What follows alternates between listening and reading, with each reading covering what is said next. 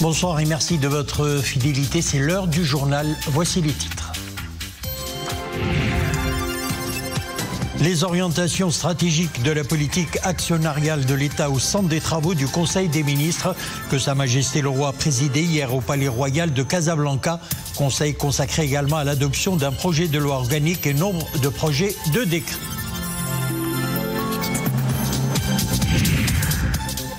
Au Royal Complexe des sports équestres et Tbourida Dar Salem, Son Altesse Royale, le Prince héritier Moulay Hassan, a présidé la finale de la 23e édition du trophée Hassan II des arts équestres traditionnels Tbourida.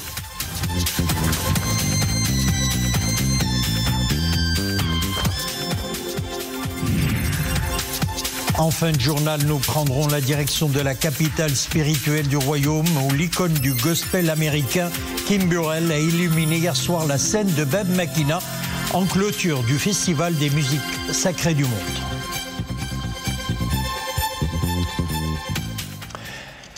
Retour d'abord sur les orientations stratégiques de la politique actionnariale de l'État au centre des travaux du Conseil des ministres que Sa Majesté le Roi a présidé hier au Palais Royal de Casablanca.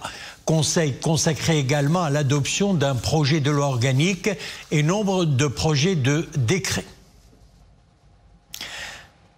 Lors de ces travaux, la ministre de l'Économie et des Finances a présenté un exposé devant Sa Majesté le Roi sur les orientations stratégiques de la politique actionnariale de l'État, une réforme qui intervient en application des hautes orientations royales visant à reconfigurer le portefeuille public et à améliorer sa gestion et mener les réformes de certains secteurs clés de l'économie nationale de manière à assurer une offre de services publics accessible et de qualité et d'accélérer le chantier d'élaboration de la politique actionnariale de l'État.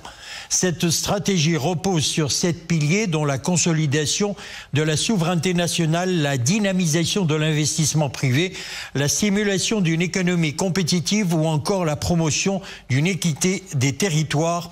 Également au programme de ce Conseil des ministres, l'approbation d'un projet de loi organique modifiant et complétant la loi organique relative à la nomination à des fonctions supérieures. Le Conseil des ministres a également approuvé 4 décrets relatifs au domaine militaire en concrétisation de la haute sollicitude dont Sa Majesté le Roi, chef suprême et chef d'état-major général des forces armées royales, ne cesse d'accorder à la promotion des conditions professionnelles et sociales des membres des forces armées royales. Sa Majesté le Roi a procédé à des nominations à de hautes fonctions.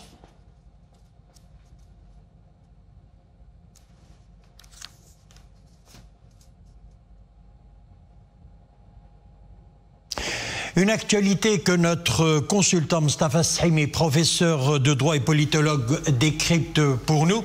Mustafa Sahimi, bonsoir. Bonsoir. Alors, un Conseil des ministres, comme nous venons de le voir, marqué par la présentation de nouvelles orientations stratégiques de la politique actionnariale de l'État. De quoi s'agit-il concrètement ? C'est un grand dossier. C'est une problématique qui est à l'ordre du jour des politiques publiques depuis des décennies. C'est-à-dire mettre de l'ordre dans ce secteur public et le réarticuler autrement. Je vais vous donner des indications sur ce secteur public et semi-public, donc des entreprises, des établissements publics. C'est un gros mammouth, il faut le dégraisser. Alors, quelques détails. Le portefeuille de l'État couvre 227 établissements publics, il faut le rappeler. Également, dans l'actionnariat de l'État, il est présent dans 44 sociétés anonymes, représentées par le Trésor, et 502 sociétés anonymes où la participation de l'État est indirecte. C'est vous dire que c'est quelque chose de fondamental, et il y a là donc aujourd'hui enfin une volonté de réforme de ce secteur-là, d'où d'ailleurs une loi qui a été adoptée, la loi numéro 15/2021, qui a créé l'Agence nationale de gestion stratégique des participations de l'État et du suivi de leur performance, et maintenant un processus de mise à plat donc de ce secteur-là, d'où vous y avez fait référence, les orientations données par le souverain lors de ce Conseil des ministres hier à Casablanca. Donc une nouvelle stratégie à 7 piliers pour stimuler les investissements, la croissance économique, l'équité territoriale entre autres. Par quoi se démarquent ces nouvelles orientations dans le contexte actuel et quels sont les effets attendus?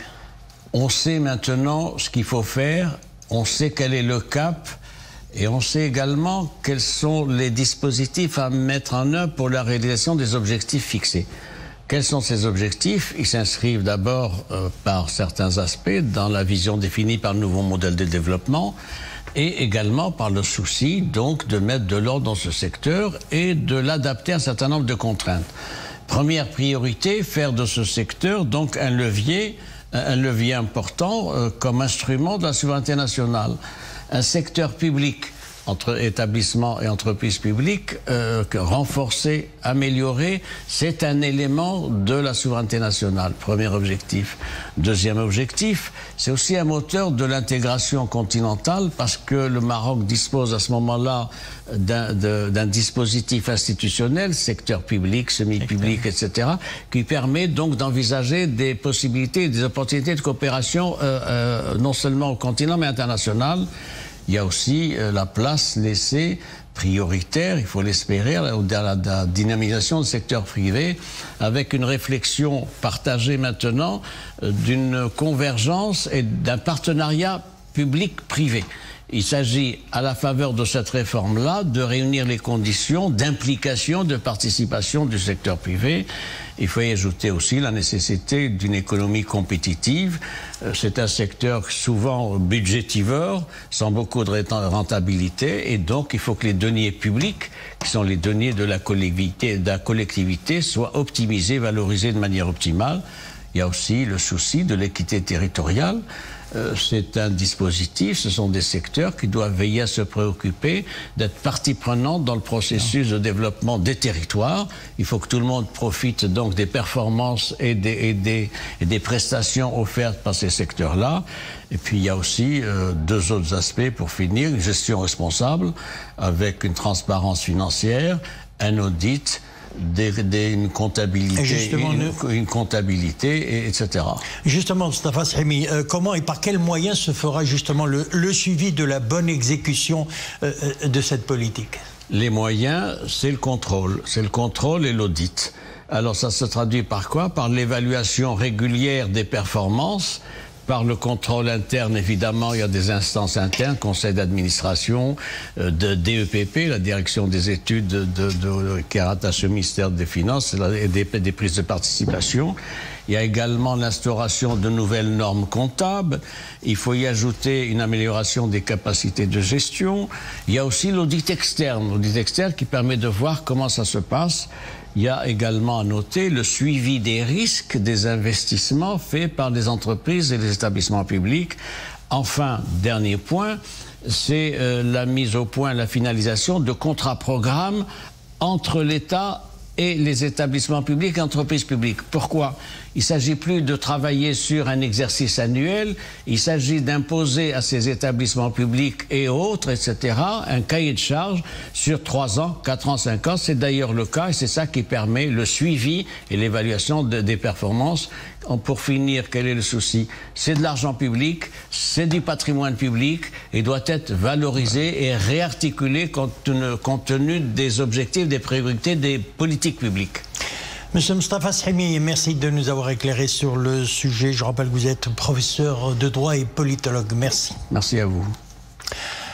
Vous l'avez suivi en direct sur Al-Oula, au Royal Complexe de Sport Équestre et Tbourida d'Ar Salem. Son Altesse Royale, le prince héritier Moulay El-Hassan, a présidé cet après-midi la finale de la 23e édition du trophée Hassan II des arts équestres traditionnels Tbourida.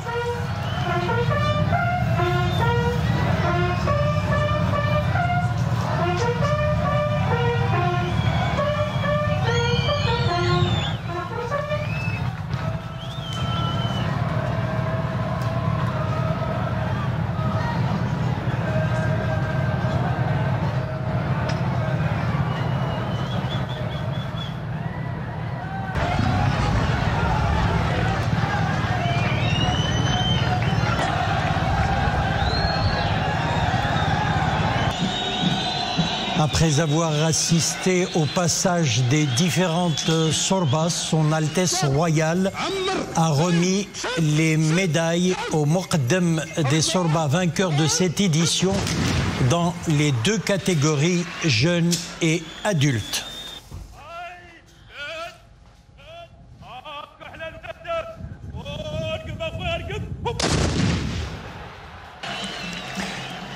Pour ce qui est du prix des adultes, la première place est revenue au Muqaddam Rachid Skres, province de Barchid. La deuxième place est revenue au Muqaddam Sharaf al-Bahraoui, province de Safi. Et la troisième place, Abdelghani Ben Shidda Ben Sheikha, province de Bni Mellel. Pour ce qui est du prix junior, Sorba de Muqaddam Abad Zereza, province de Mediouna.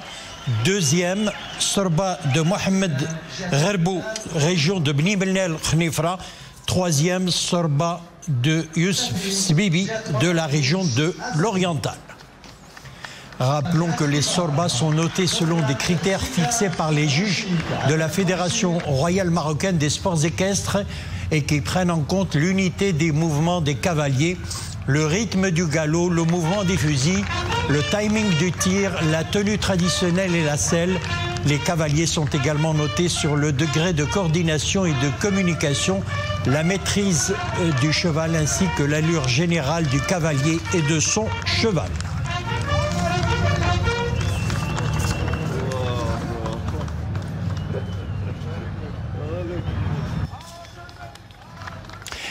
Direction à présent Séoul, en Corée, où le ministre des Affaires étrangères, de la coopération africaine et des Marocains résidant à l'étranger, Nasser Bourita, s'est entretenu aujourd'hui avec son homologue coréen, Chung Kang-gul. Les deux ministres ont convenu d'optimiser les mécanismes de consultation bilatérale existants par la tenue de la 8e session de la commission mixte et de la 6e session des consultations politiques. Ils se sont également mis d'accord pour insuffler une nouvelle dynamique aux relations de coopération existant entre les deux pays. La réunion a également été l'occasion pour les deux ministres de discuter des voies et moyens à même de renforcer les investissements et les échanges économiques et commerciaux en tenant compte des atouts que représente le Royaume, porte d'entrée en Afrique. Au programme aussi la signature de 3 accords, une convention de sécurité sociale, un accord cadre de coopération dans le domaine du changement climatique et un 3e accord relatif aux prêts du Fonds coréen de coopération pour le développement économique. Ces entretiens ont eu lieu à l'occasion de la participation de Nasser Bourita à la réunion ministérielle organisée dans le cadre des travaux du premier sommet Corée-Afrique. Eid al-Adha, c'est dans 2 semaines. L'offre en cheptel, ovins et caprins destinée à l'abattage au niveau national est estimée à 7,8 millions de têtes cette année. Face à la hausse inédite des prix cette année en raison du phénomène de la sécheresse, de l'augmentation des prix de l'alimentation animale, les ovins importés d'Europe, plus particulièrement d'Espagne, représentent une solution alternative. Des ovins qui auront l'avantage d'ailleurs d'être vendus à des prix abordables. Reportage à Oujda, Rachid Latabi, Mohamed Bilaoui et Zakaria Moukine-Billah. Une nouvelle cargaison de moutons importés d'Espagne arrive dans cette ferme d'élevage dans les environs d'Oujda. À bord, des ovins de poids et de races différentes qui viennent renforcer le cheptel destiné à l'abattage à l'occasion de Eid al-Adha. Un renfort important de nature à contribuer à la baisse des prix. La décision d'importer des ovins d'Espagne vient combler le manque existant au niveau du marché national. Cette mesure est de nature à équilibrer les prix. Actuellement, les prix des moutons importés varient entre 1800 dirhams et 3500 dirhams en fonction du poids et des spécimens. L'entrée de ce cheptel sur le marché national s'accompagne d'exigences sanitaires strictes réalisées par l'ANSA. Objectif, vérifier l'état du cheptel et prévenir les maladies contagieuses. Le cheptel importé jouit d'une bonne santé. Nous nous assurons de cela à travers les documents sanitaires des animaux importés. Nous procédons aussi à des prélèvements sanguins que nous adressons au laboratoire régional. Les animaux doivent d'abord passer par une quarantaine sous la supervision d'un vétérinaire.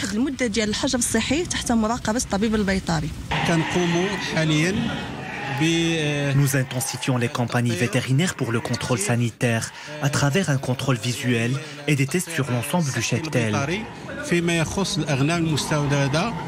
Les ovins importés viennent répondre à une hausse inédite des prix, à cause notamment du stress hydrique et de l'augmentation des prix de l'alimentation animale.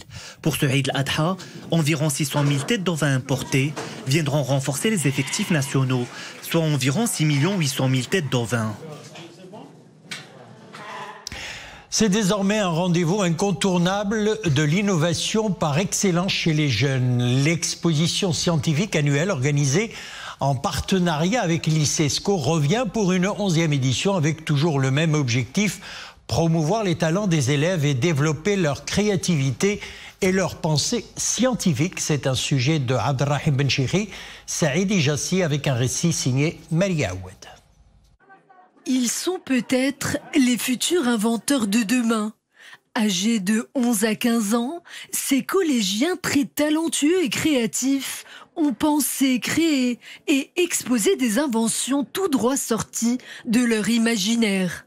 Puisant dans leurs connaissances scientifiques, mécaniques et numériques, ces petits alchimistes ont des choses à dire et ils comptent bien le faire savoir. C'est une énergie propre et renouvelable. Moi, j'ai fait un travail d'équipe avec 3 élèves de ma classe. C'était vraiment très amusant, on s'est amusé, on a fait de nouvelles découvertes à propos de l'SVT ou bien que ce soit robotique aussi. On a passé du bon temps. Cette expérience a été une expérience très captivante qui nous a permis de réutiliser toutes nos connaissances qu'on a appris cette année dans un seul et unique projet. Ce projet nous a permis de travailler en groupe et de savoir communiquer avec les autres. Développer et renforcer les compétences futures de cette jeunesse. Telle est la vocation de l'organisation islamique pour l'éducation, les sciences et la culture, afin que les élèves atteignent l'excellence. Ces élèves-là, c'est de la créativité au niveau des mathématiques, des sciences, mais ce qui est important, c'est la façon de l'organiser. Les élèves se sentent à la fois prêts à créer, à libérer leur génie créateur, mais au-delà, ce n'est pas de la compétition. Parce qu'à la fin du processus, on voit que tous les enfants sont récompensés, ils sont heureux. De leurs yeux rêveurs, ils réinventent le monde, à l'image notamment de Thomas Edison, le célèbre inventeur de l'ampoule incandescente et de l'électricité. Rien que ça. On passe au sport. Tour du Maroc cycliste. La 3e étape relie aujourd'hui Agadir et Essaouira sur une distance de 168 km et demi. Après la première étape entre Lyon et Tarfaya, remportée par le coureur marocain Adil El-Arbaoui, le coureur français Alessio a remporté hier la 2e étape courue entre Guelmim et Tiznit sur une distance de plus de 131 km. Salion a parcouru la distance de l'épreuve en 3 h 7 minutes 4 secondes, devançant ses compatriotes Cognier, auteur du même chrono, et Ryan qui s'est classé 3e à 4 secondes du vainqueur. Le premier Marocain à avoir franchi la ligne d'arrivée est Ashrab Dourmi, 11e à 1 minute 5 secondes du vainqueur. Au terme de cette étape, Cognier s'empare donc du maillot jaune détenu par le Marocain Adil Arbaoui.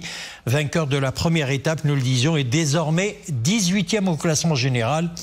Et justement, au classement général par points, Arbaoui est 3e avec 15 points. La première place de ce classement est occupée par Cognier, le Français Cognier, qui totalise 22 points et détient le maillot vert.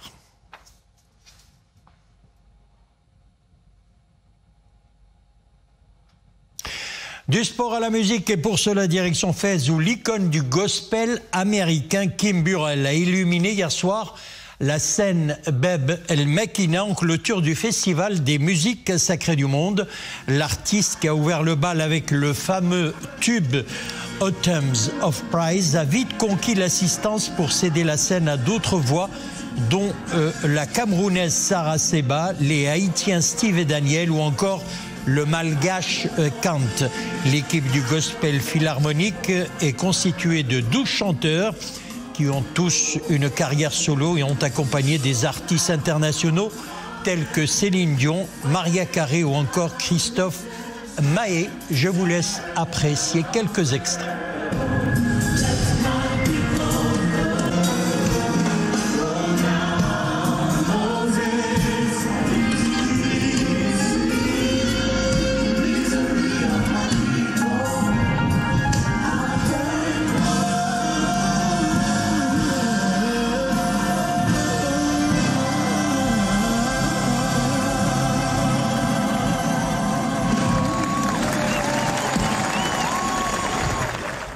Voilà, le rendez-vous est pris l'année prochaine pour la 28e édition. Merci de nous avoir suivis. Excellente soirée et à demain.